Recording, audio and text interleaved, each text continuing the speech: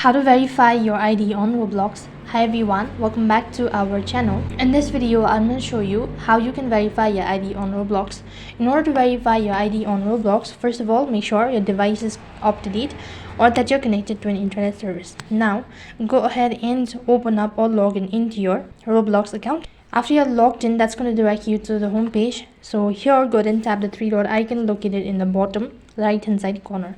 That's going to direct you to your info page or the menu page. Over here, go ahead and tap the settings icon. Once you go ahead and tap the settings icon, from here you need to go to account info. While you're on the account info page, over here you'll be able to see this kind of interface.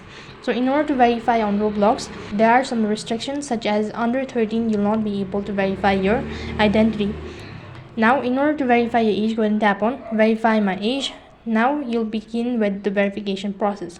So according to Roblox, you'll have to provide any government issued ID. It could either be a driving license, passport, or residential permit whatsoever. So in order to begin with, click on start session. That's going to direct you to a web page where you can go out and take a picture, upload your documents, and that's basically how you can verify your ID on Roblox.